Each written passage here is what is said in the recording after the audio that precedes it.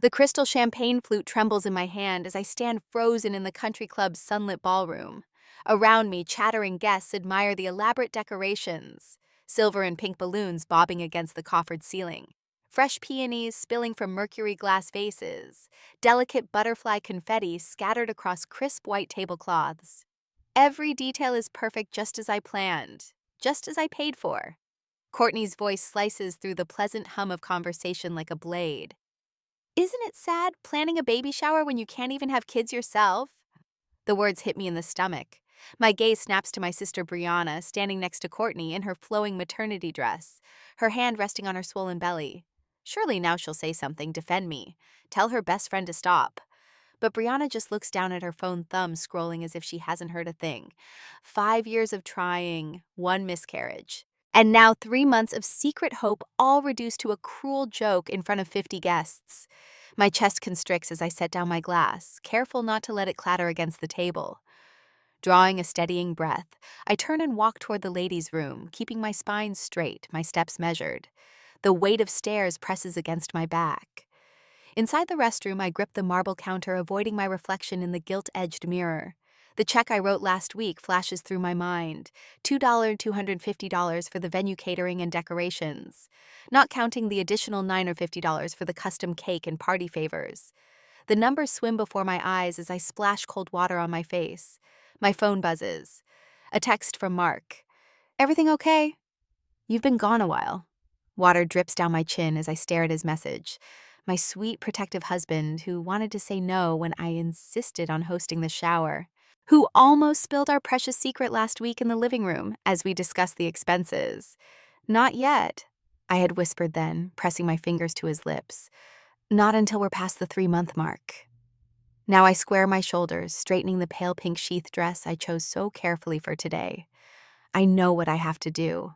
When I return to the ballroom, Brianna stands with Courtney near the gift table, both of them laughing. The sound grates against my nerves as I approach. Oh, there you are. Brianna's voice drips with false brightness. We're about to start the games. We need to talk. My words come out quiet but firm. Brianna's smile slips. Can't it wait? We have guests. No, I meet her eyes. It can't. If this is about what Courtney said, Brianna rolls her eyes. She was just joking. Stop being so dramatic. The familiar dismissal. The same tone she's used since we were children, minimizing every hurt, every slight, making me the unreasonable one. I've always supported you. My voice remains steady, even as tears burn behind my eyes. Every milestone, every celebration, even when it hurt. You couldn't do the same for me. Not once. Conversations around us fade to silence. Guests pretend to study their phones or the decorations while stealing glances at our confrontation. Ellen, Brianna starts a warning in her tone. I'm done. The words fall between us like stones. Final. Irreversible. I turn and walk away as she calls after me, her voice rising with indignation. Ellen, don't you dare walk out, Ellen. The valet brings my car quickly, perhaps sensing my urgency. As I slide behind the wheel, the tears finally break free. Through the blur, I see Mark hurrying from the building, worry etched on his face. He climbs into the passenger seat without a word. My phone lights up with incoming texts.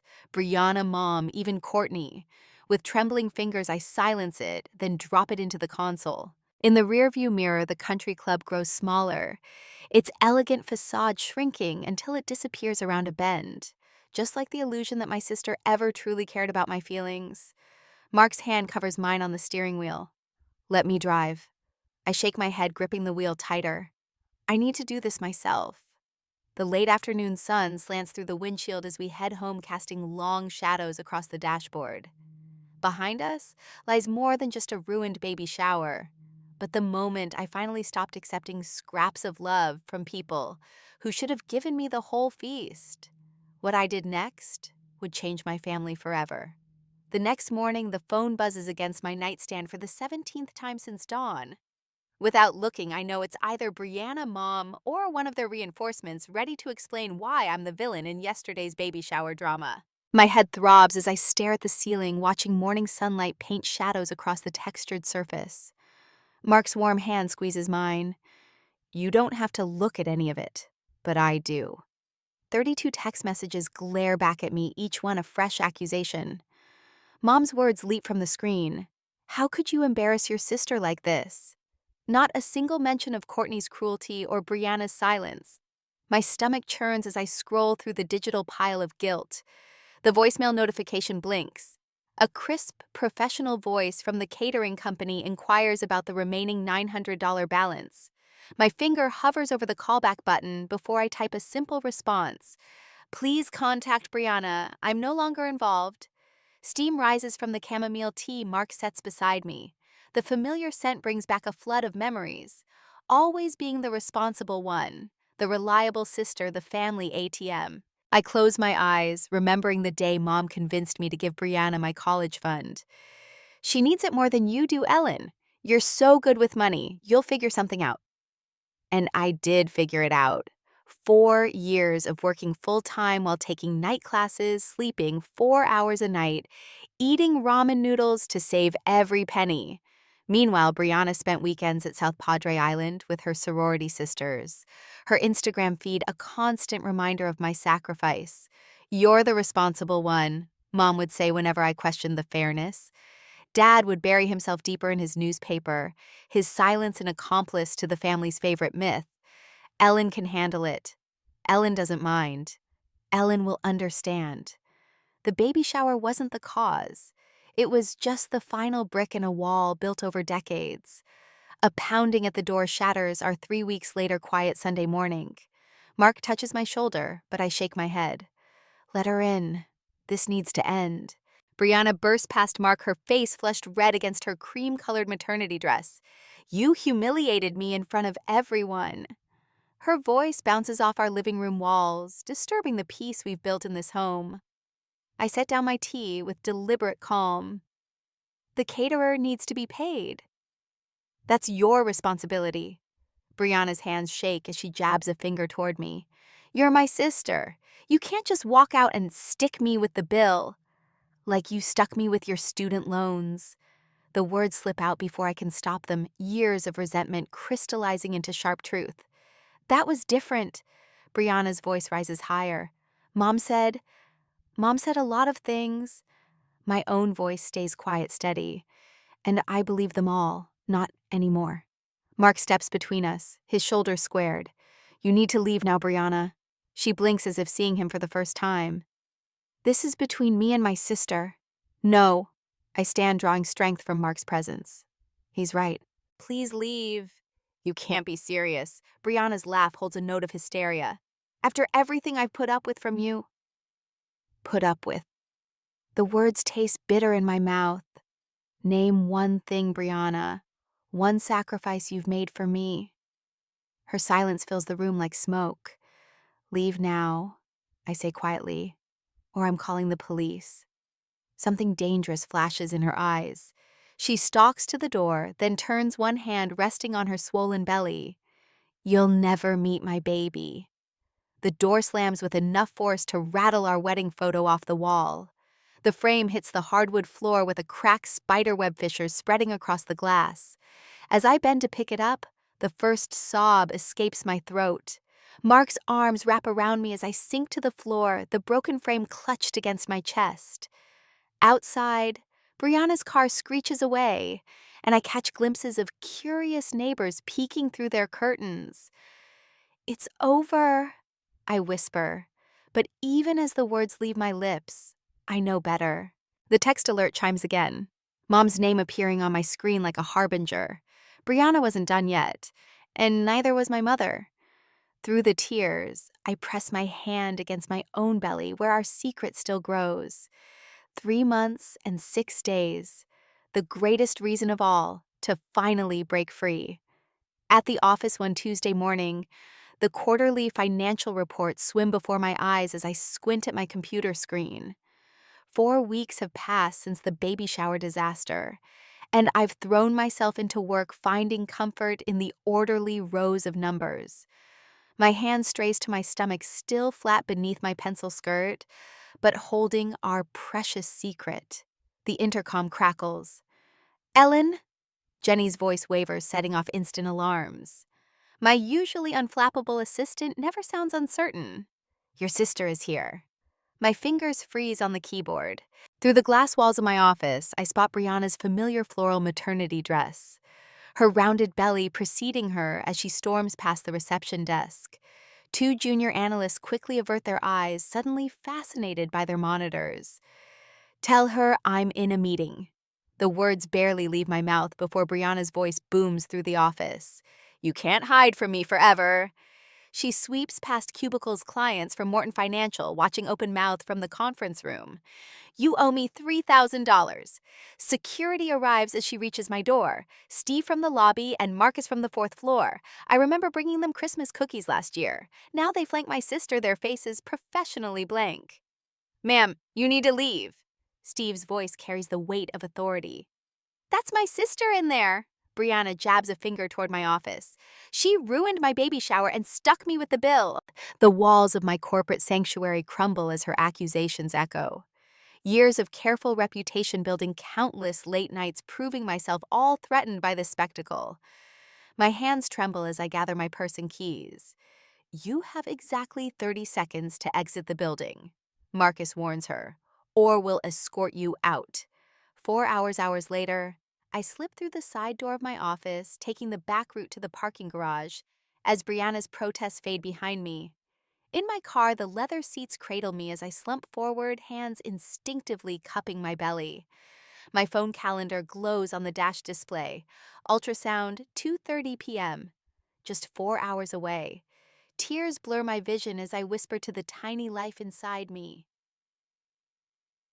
No one will hurt you like they hurt me. Never. 10 minutes later. The passenger door opens, and Mark slides in, his tie, loosened worry, etching lines around his mouth. Jenny called me. I can't do this anymore. The words fall like stones between us.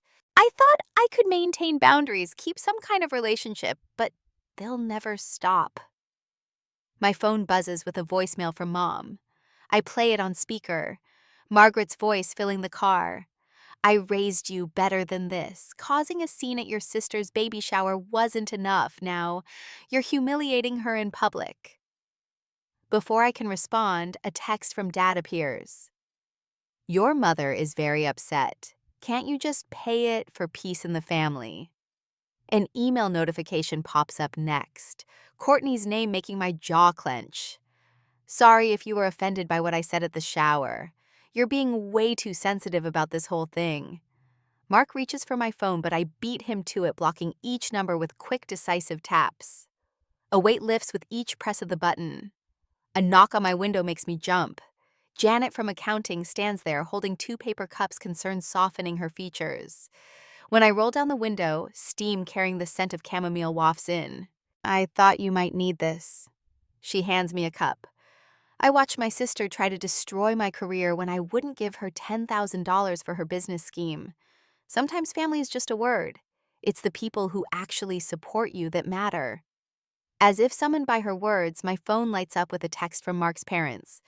We're here for both of you. Always. Love. Mim and Dad. S. That evening, Dr. Matthews adjusts her glasses as she reviews my file.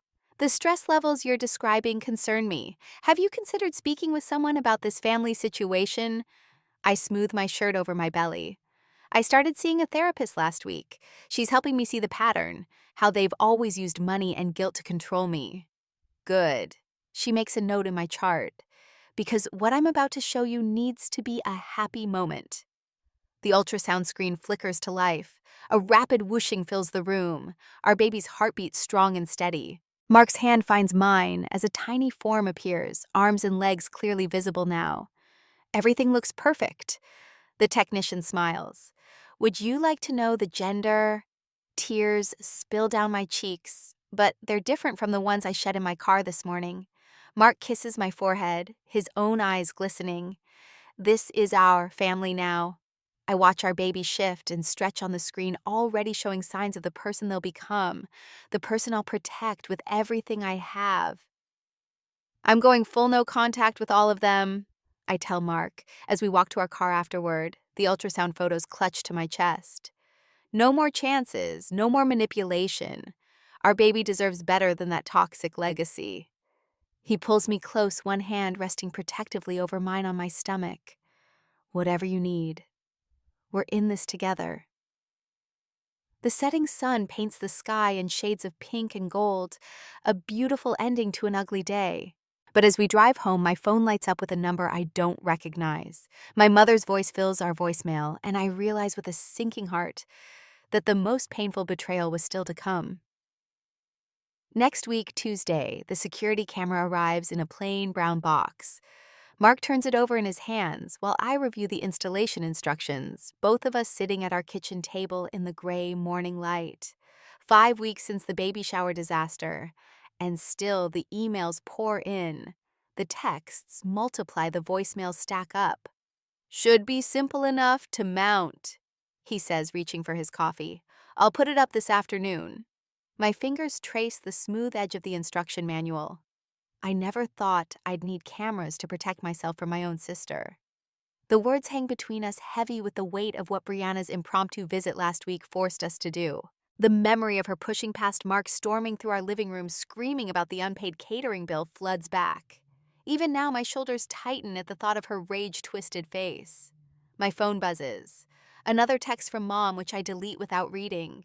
The growing baby inside me responds with a flutter, as if sensing my stress. I rest my hand on my stomach, still flat enough to hide our secret. I spoke with HR yesterday, I tell Mark. They're updating security protocols. No visitors without advance approval. He nods, jaw tight. We both remember last week Brianna bursting into my office, making a scene in front of client security, having to escort her out. My cheeks still burn when I think about explaining to my boss. The cease and desist letter sits on our counter, ready to be mailed. The attorney's firm letterhead catches the morning light. No further contact, no attempts to visit my home or workplace, no contact through third parties. And each line was carefully crafted to build a wall between me and the family who never protected me. We should document everything, Mark says, pulling out his laptop. Every call, every text, every attempt to contact you. Build a paper trail. I watch him create a spreadsheet, methodically entering dates and times. My practical protective husband. The man who held me through tears when I discovered the truth about my inheritance. The doorbell rings. We both freeze. Mark moves first, checking the front window. It's your mother. My heart pounds as I peek through the curtains. Mom stands on our porch, clutching her designer purse, wearing the floral dress she saves for guilt trips. When she spots me, she waves, lips curved in a smile that doesn't reach her eyes. Ellen, sweetheart, I know you're home. I just want to talk. I step back from the window, hands trembling. I can't do this today. You don't have to, Mark says. His voice carries the quiet strength I've come to rely on. We have a plan, remember? I nod, moving away from the door as Mom's knocking grows more insistent. Mark documents the time and date in his spreadsheet while I retreat to our bedroom. Through the wall, I hear Mom's voice rising, threatening to call the police herself if we don't open up. My phone rings the doctor's office. My afternoon appointment. Mom's voice fades as I confirm the time, clutching the phone like a lifeline. She left and I took my stuff, so we went to see the doctor. Later, in the sterile calm of the medical waiting room, I let myself breathe. Safe space, just me, my baby, and the quiet hum of the air conditioning. Until Mom's voice slices through the peace. Ellen, thank goodness I caught you. My head snaps up.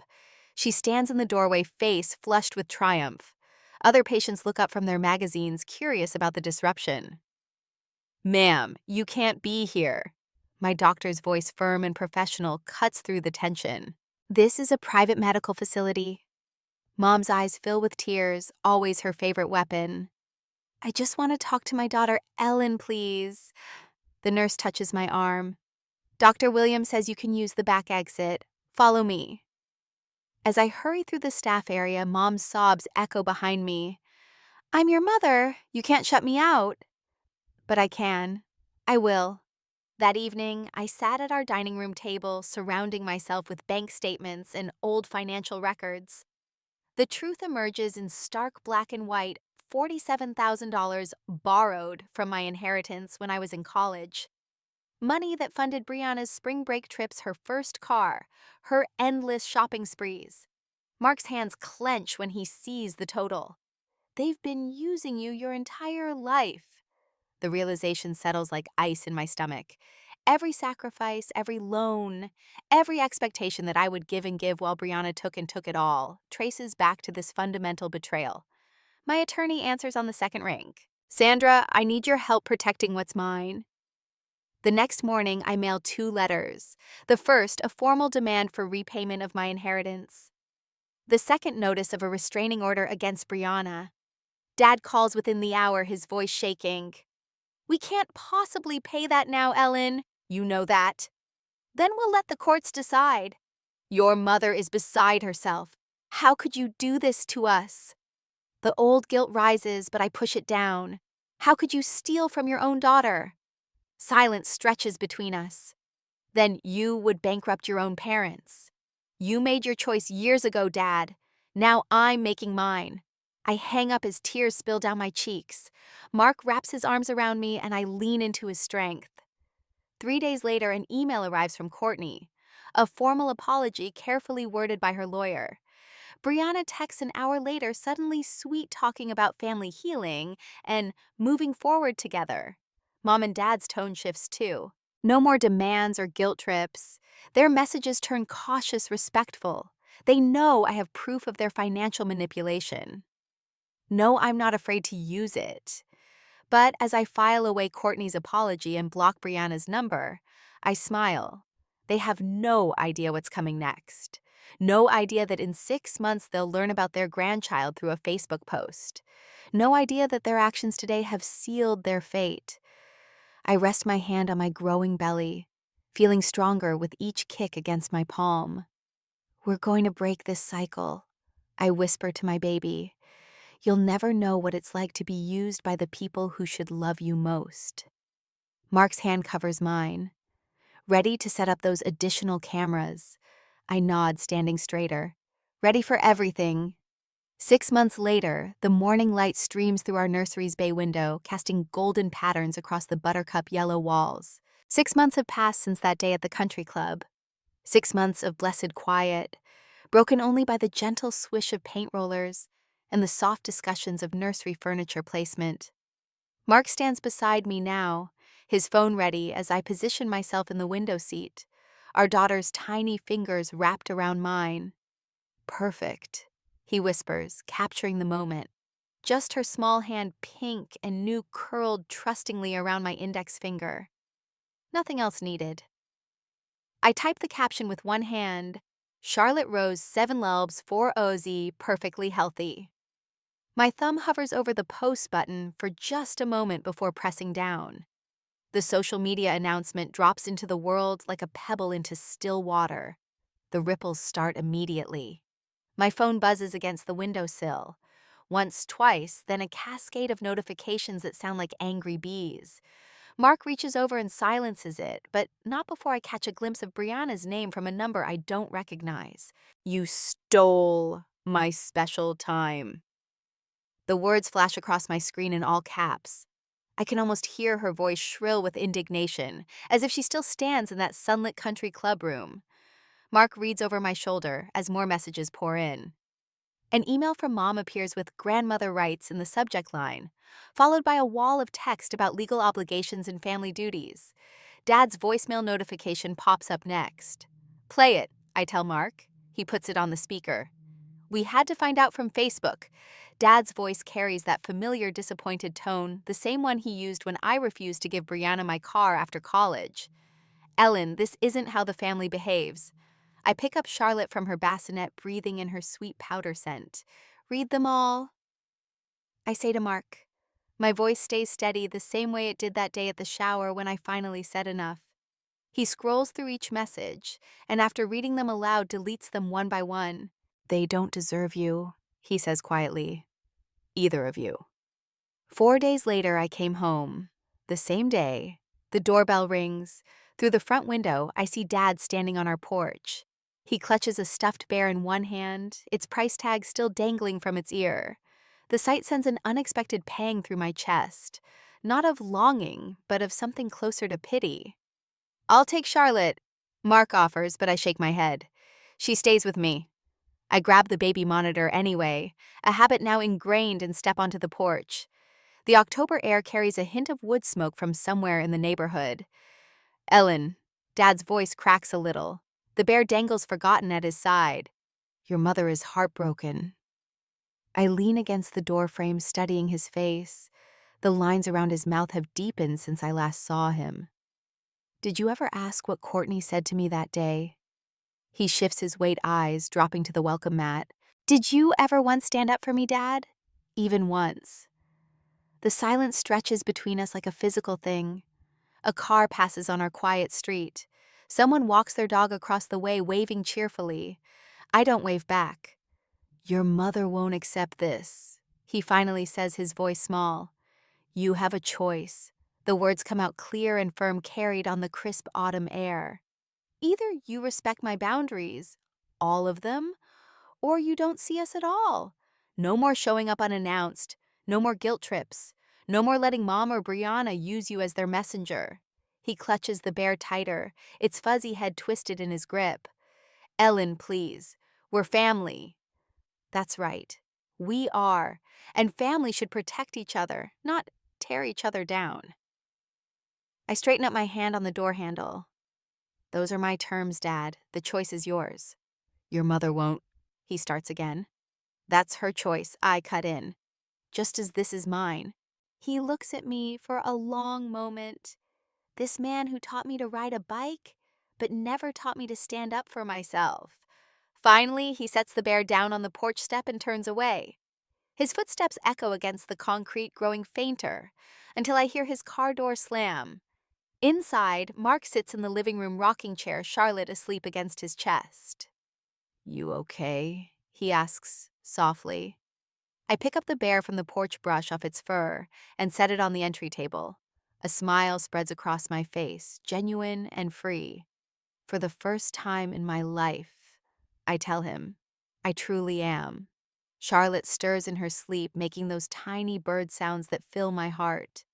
Mark's arms tighten around her protectively as I settle onto the couch beside them. Outside, the autumn wind whispers through our garden, where next spring's bulbs lie waiting beneath the soil.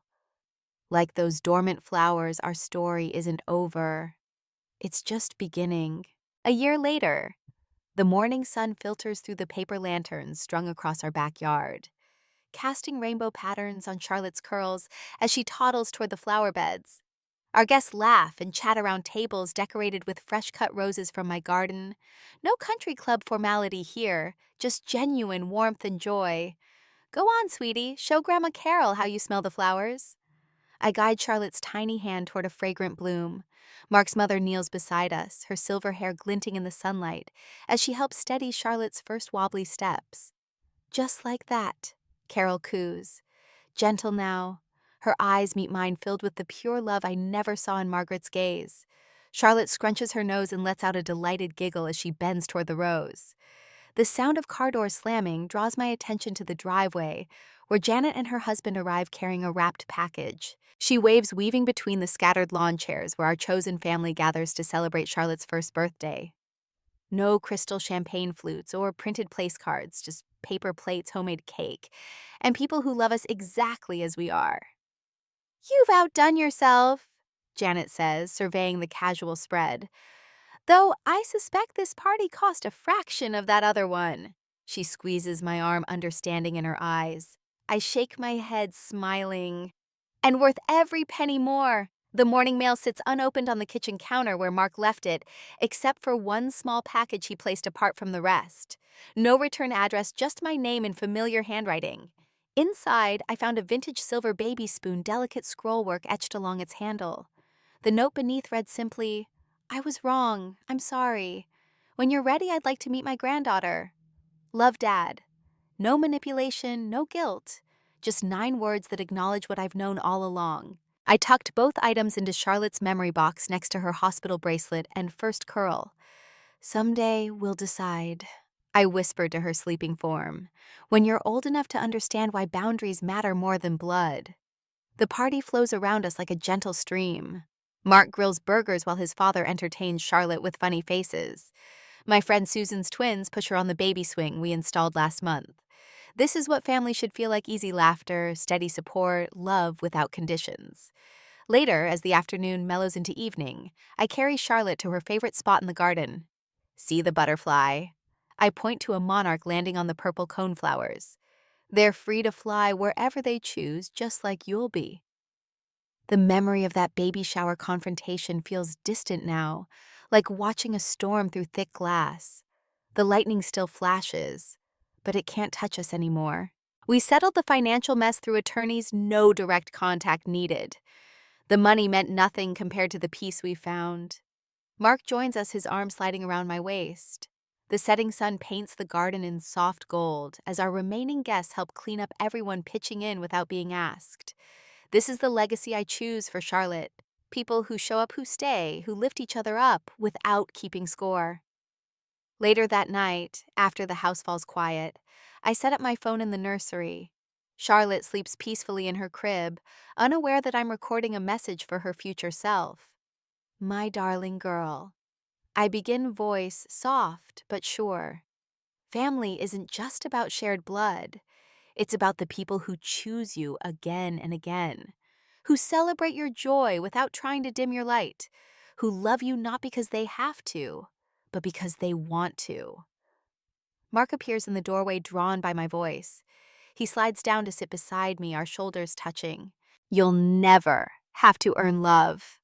I continue, one hand drifting to rest on my stomach, where another miracle grows still too early to share. You'll never have to shrink yourself to make others comfortable. You are worthy exactly as you are. The moonlight streams through the window, turning Charlotte's fair hair silver. Her chest rises and falls in peaceful rhythm, small fingers curled around her favorite stuffed rabbit. My free hand finds Mark's in the darkness. Your daddy and I promise you'll grow up knowing what took me years to learn, that sometimes the greatest act of love is drawing a line in the sand and saying, no more. My voice catches, but I push through. That forgiveness doesn't always mean letting people back in, that you can wish others well from a safe distance. We sit in comfortable silence after I end the recording, watching our daughter sleep. The weight of the silver spoon in her memory box feels lighter now, a reminder rather than a burden. Perhaps someday we'll build a bridge across the canyon of past hurts. Or perhaps we'll simply acknowledge that some distances serve their own kind of peace. I rest my head on Mark's shoulder, breathing in the lingering scent of birthday cake and garden roses. Through the window, fireflies dance in the summer darkness, their light a reminder that beauty can emerge from the darkest spaces when given room to grow. Ready for bed? Mark whispers, helping me to my feet. I pause in the doorway, taking in the scene one last time, our daughter safe in her dreams, our love surrounding her like a fortress, our future stretching bright and boundless before us. Yes, I say, closing the door with gentle certainty. I'm ready.